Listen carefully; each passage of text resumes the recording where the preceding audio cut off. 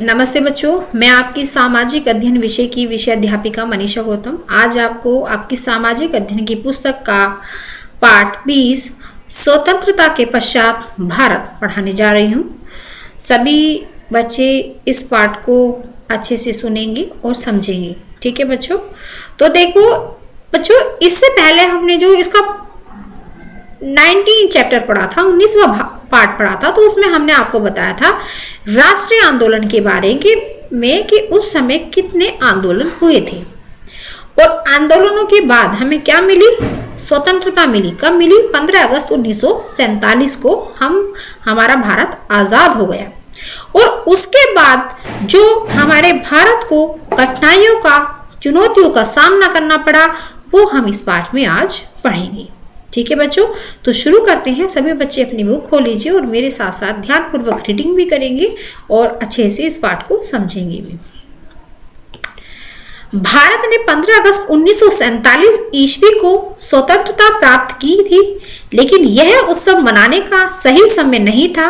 यह समय था उन जिम्मेदारियों पर विचार करने का जो स्वतंत्रता ने हमें प्रदान की थी। इन्हीं भावनाओं को उजागर करते हुए जवाहरलाल नेहरू ने अपने प्रथम संबोधन में कहा, हमने नीति को मिलने का एक वचन दिया था और अब समय आ गया है कि हम अपने इस वचन को निभाएं।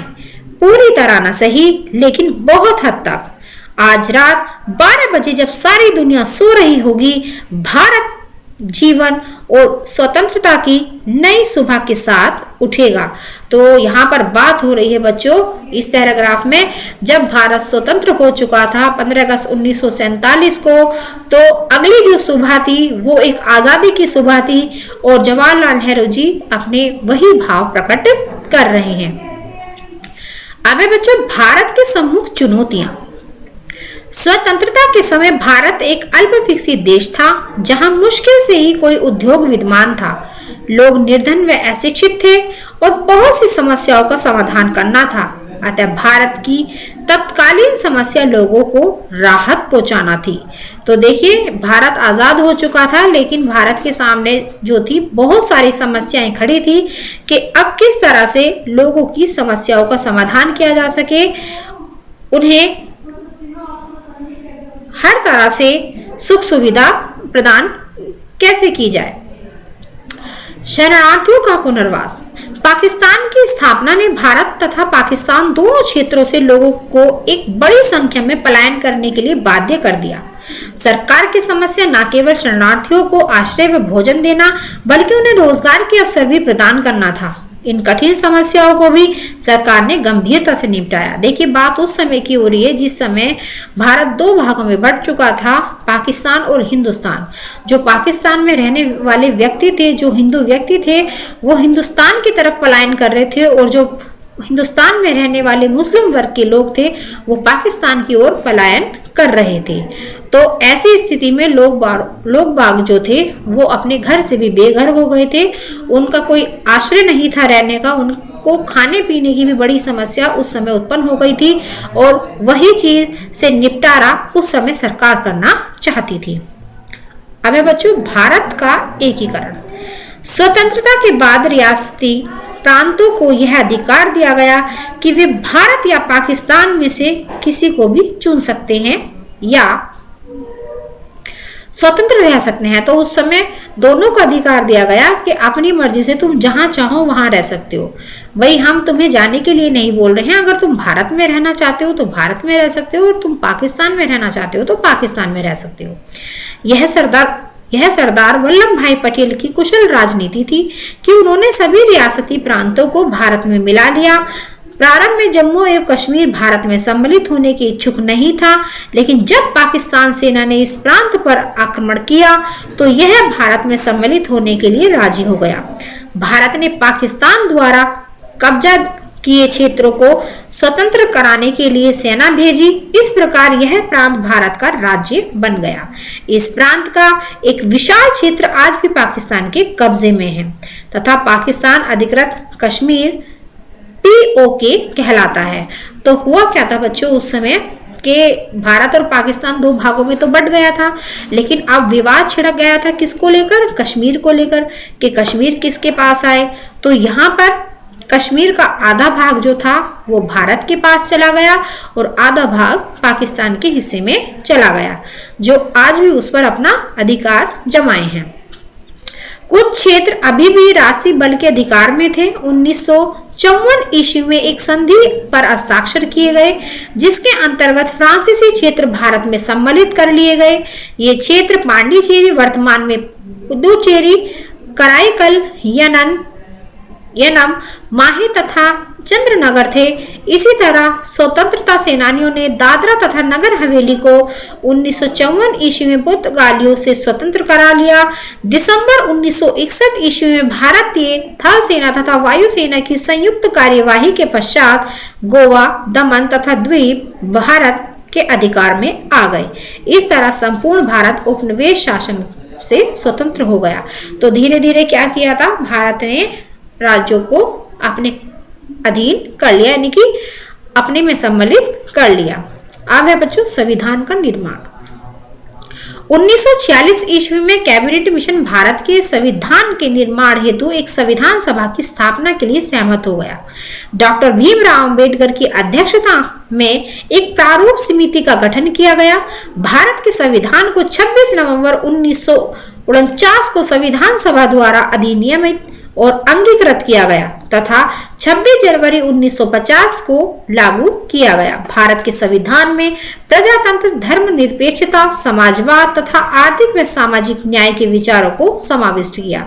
तो जैसा कि आप सभी जानते हैं कि हमारा जो भारत देश है वो एक धर्मनिरपेक्ष देश है। यहाँ पर सभी लोगों के, सभी धर्मों के लोग रहते हैं और सभी को समान अधिकार भी प्राप्त हैं, केवल और केवल संविधान के अनुसार।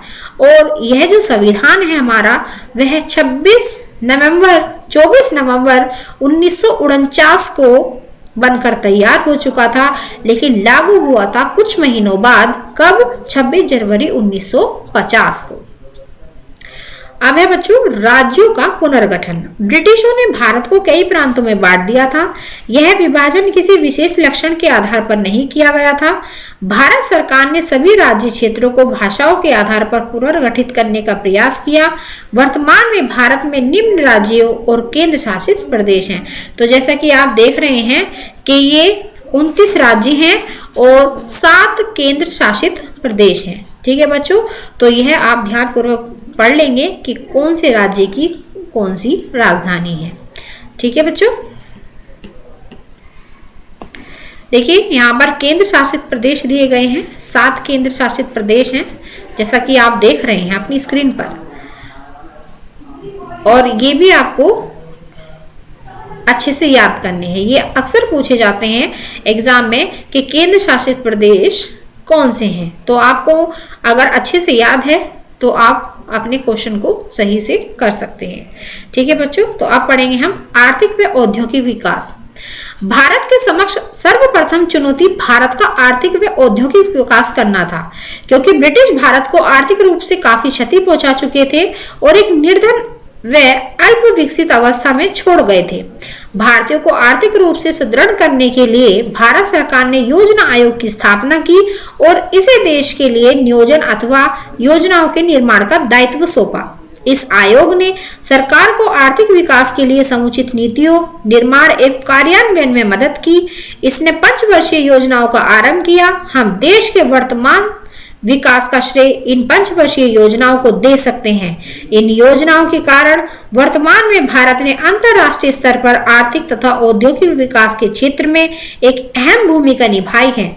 इतना ही नहीं, इसके कारण भारत को कई क्षेत्रों में प्रथम होने का श्रेय भी प्राप्त हुआ।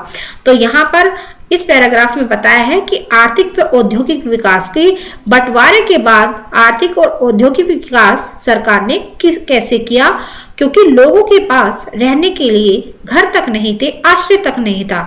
तो उस समय लोगों को किन कठिनाइयों का, किन समस्याओं का सामना अपने जीवन में करना पड़ा और कैसे धीरे धीरे सरकार ने उसका निदान किया, लोगों को आश्रय भी मुहैया कराए और उन्हें रोजगार भी दिया। और इसका जो श्रेय है वो पंचवर्षीय योजनाओं को जाता है, क्योंकि उन्हीं योजनाओं के तहत लोग बागों को आर्थिक सहायता प्रदान की गई थी। भारत ने कई क्षेत्रों में अपार प्रगति की, किंतु फिर भी और अधिक प्रयासों की आवश्यकता है। भारत ने शिक्षा, विज्ञान व प्रौद्योगिकी, अंतरिक्ष अनुसंधान, ऊर्जा, नगरीय ग्रामीण विकास, कृषि, सड़क व रेल मार्ग, यातायात व संचार के साधन, औषधि आदि क्षेत्रों में उल्लेखनीय प्रगति की है। रक्षा बल की दृष्टि से भारत एक शक्तिशाली देश है।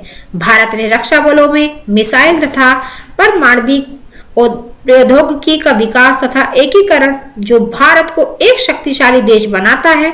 सामाजिक प्रगति के रूप में भारत ने सामाजिक न्याय, गरीबी का उन्मूलन, पंचायती राज संस्थाओं का विकास आदि कार्यों के माध्यम से एक कुशल प्रदर्शन किया है।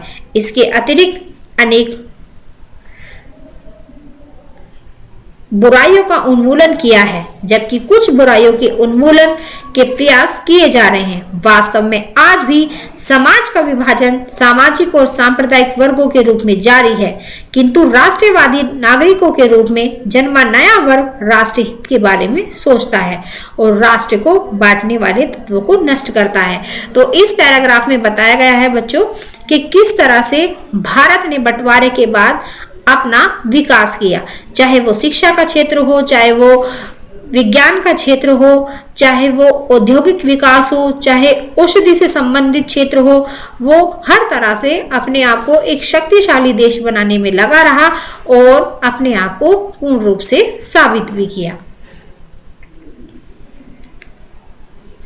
राजनीतिक क्षेत्र में भारत के बहुत से राष्ट्रीय और क्षेत्रीय दल हैं, जिन्होंने देश में लोकतांत्रिक आदर्शों को विकसित करने में महत्वपूर्ण भूमिका निभाई है। सांस्कृतिक फिल्म, सांस्कृतिक कार्यक्रम, कला, चित्रकला, वास्तुकला आदि में प्रगति करके भारत ने उत्तम प्रदर्शन किया है। हम गर्व से कह सकते हैं कि मानवीय क्रियाकलाप के अधिकांश क्षेत्रों में भारत की उपलब्धि किसी अन्य राष्ट्र से कम नहीं है। तो यहाँ पर भारत की शक्ति का प्रदर्शन भी बताया गया है कि किस तरह से भारत ने अब बंटवारे के बाद अपने आर्थिक स्रोतों को बढ़ाया है और किस तरह से व्यक्ति के जीवन में सहयोग प्रदान किया है, उन्हें हर सुख सुविधा मुहैया कराई हैं और कैसे अपना विकास किया है। तो देखिए बच्चों, आज हमने आपको इस पाठ का प्रथम भाग पढ़ा दिया है और सभी बच्चों की ये पाठ अच्छे से समझ में आ गया होगा और अच्छी तरह से समझने के लिए आपको स्वयं रीडिंग करनी होगी और कठिन शब्दों का उच्चारण करना होगा, तभी आपको इस पाठ को अच्छे से समझने में सहायता मिलेगी। ठीक है बच्चों, तो यह वीडियो हमारा यहीं समाप्त होता है। धन्यवाद।